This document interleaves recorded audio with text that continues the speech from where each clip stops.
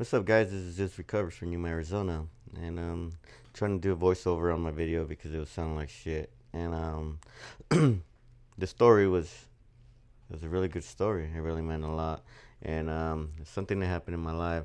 So I was asking, like, why do we have to hit rock bottom just to make a change in our life? Because a lot of us gotta see that we're doing it wrong, but we gotta actually experience that setback or that regression that we get where we lose everything. And just from that, I'm gonna tell you a little story. When I was in a whole different city. I was in Tucson, Arizona, where I didn't have no family from the get go. I was working over there. Yes, I had a nice place, and I had a couple places, different places there. But here I was living in a little house by the mountain, working every day, but wasn't making shit. But I was doing my thing. Well, I wanted to make some extra money because I wasn't making that much. I was only making like 8.50 an hour, and I mean you really can't live off of that. But I was making 8.50 an hour, and then I like to drink, so I wasn't getting shit. And I have a kid where I was trying to give her money, which I was seeing her more often. I was trying to go visit her, but my drinking was just. I mean, I've been an addict all my life, and addiction has been getting at me one way or another, right? So, drinking, trying to make some money. I and that's where I messed up because I haven't seen my daughter that frequently after that since I started using because I didn't want her to see me that way. I mean, so I started using. Well, I started selling, and you have it at home. One thing leads to another. You want to stay up so you can sell and you use again. And I first started with I'm only gonna use on the weekends, and it worked for a couple weeks. And then I'm gonna use during the week. I mean, but only a little bit, just enough to keep me up. Nah, which was dumb because that just made the excuse to go further and further, and it was just making my hole bigger, right? So so I started using. I lose my job because I couldn't make it to work. I couldn't make it to work, and I was really, really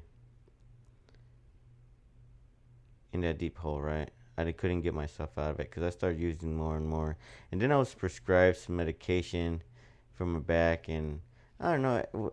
Long story short, I got myself into that pit where I couldn't get out, and I didn't go to work. I lost the house. I went on the run from federal probation, and I didn't know where to go. I didn't know where to turn. I had no family. I was sick of it. I just didn't know what to do anymore. And but here's the thing. I mean, I didn't know what to do right in my head, but I still love that. I was loving the way I was living. I have no idea. I thought I was having fun. I thought I was enjoying what I was doing right. And I was in an abandoned trailer for like 3 days one time because I didn't have a place to stay. But I had my fix. I had food, and I had somebody bringing me water or food, whatever I needed for that time being. I mean, and I would only see them at night, so nobody else could see because I was in this trailer park where this abandoned trailer where they had no electricity, no water. Um, but I was getting water every night. I mean, a gallon of water, and I would just stay there, and I would sleep during the day, and I was awake all night. Um,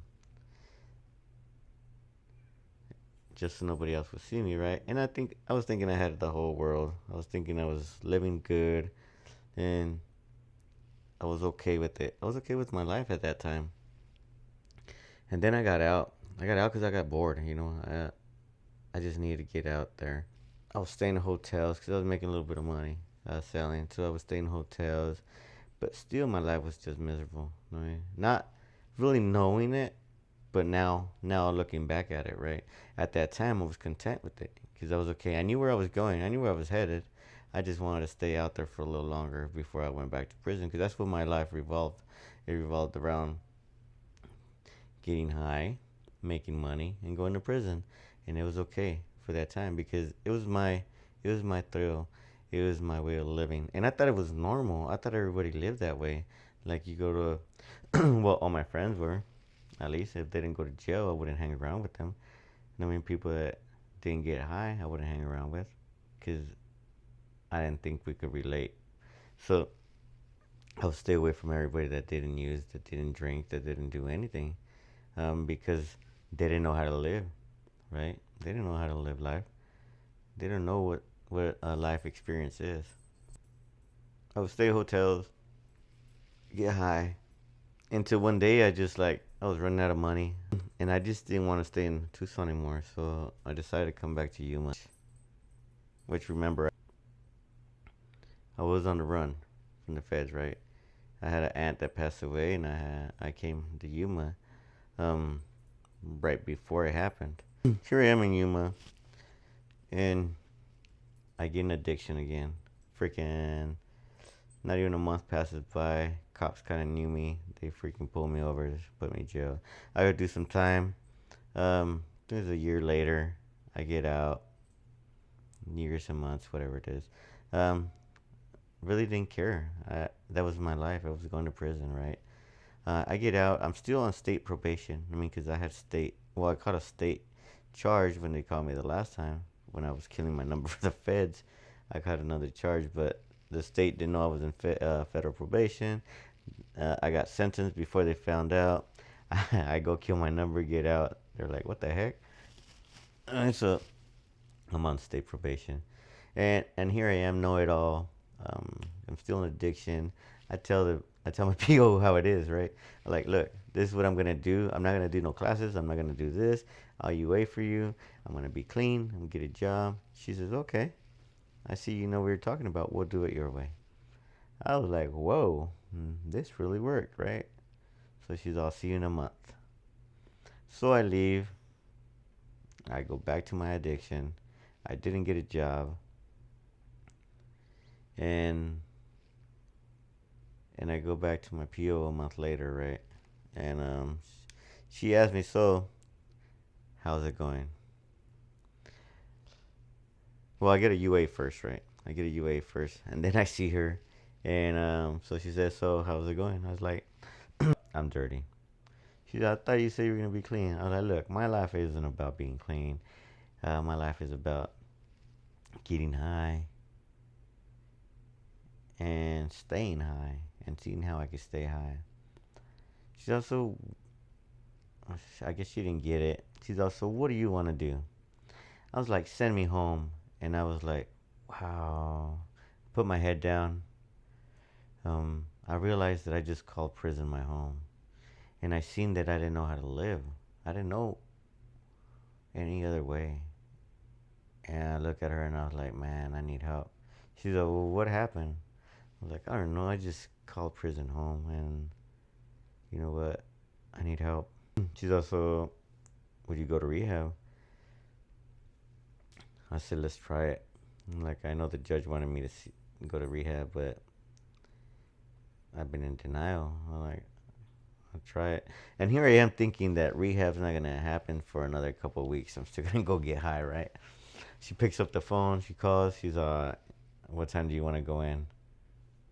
It's like, what do you mean? She's, they have a bed available at 10, 11, or 12. I'll go at 11. So I get high one last time. And I told everybody that's it for me. Today's my last day. So, man, you ain't quitting. I was like, I'm quitting. So I'm going to rehab. And they're like, I don't believe you. I said, okay. They're all, come back in the morning before you go to rehab. I said, all right. So I wake up in the morning. I said, I'm not going to get high. I'm not going to do it. If I'm going to go in, I'm going to go in with an open mind and try to do this. Try to do something else with my life. I mean, I've done the same thing over and over anywhere in my life, but prison, but drugs. I gotta see another way of living. So I go into rehab. I start meeting people, start talking about recovery. I mean, there's people there that are still gonna go out and use, but I try to stay away from them. I couldn't sleep for freaking 2 weeks. I was there just from coming down. I was okay because I know what I was doing. I mean, I knew what my my mission was, and I was gonna fall through with it, right? I was gonna fall through with it, but I just didn't know how. So I meet this guy, which is my coworker now. We start talking about this book called The Secret, because here I am looking for other ways to live. I didn't know, so I'm open. I'm open to suggestions. I'm over here trying to figure out how to change and what to do. So we come across, we talk about this book, and this guy shows up, and he's all, "Hey, you talking about The Secret?" He's all, "I have the book in my bag." I'm like, "Well, can you get it?"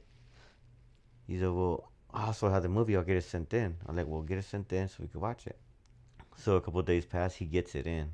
Um, we freaking watched that movie, and then after that, I read the book. All right, it's it's some of the same thing. They both say the same thing. Just the book has a couple more things than the movie, but it helps me remember more when I read it. I guess. I mean, I like watching the movie, but there's things that I missed, and I watched the movie twice, and then I read the book, so it kind of helped me remember. And that's when I started changing my ways, and I use the law of attraction now, so I could live better. I change the way I talk. I try to be more positive, and every time I think something negative, I change it really quick in my head, just so I won't get that negative outcomes. Because that's what I believe now. I believe that if you put positive energy out there, you will get positive back. So that's what I'm trying to say. Like, I had to hit rock bottom. I didn't have nothing. I lost everything that I had, and to be able to change. I mean, and now I live a great life. I'm I'm doing so good. I'm out in the community. I'm participating in the community and try to help other people to change. And it's all because I took that step. I mean, but I had to hit rock bottom just to realize that there's another way. Because all my life, I never thought I would stop using. I never stopped. I never thought I was gonna stop going to prison because it was my life, and that was the only way I knew how to live.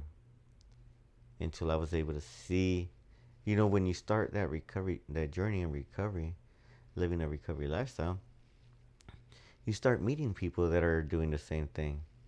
It's the same when you're hanging around with bad influences, you're gonna be doing it. So it all depends who you're with.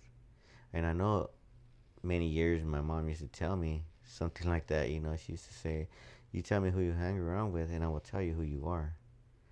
And I never believed her. She always told me that, even when I was in prison. I was like, whatever, whatever, whatever.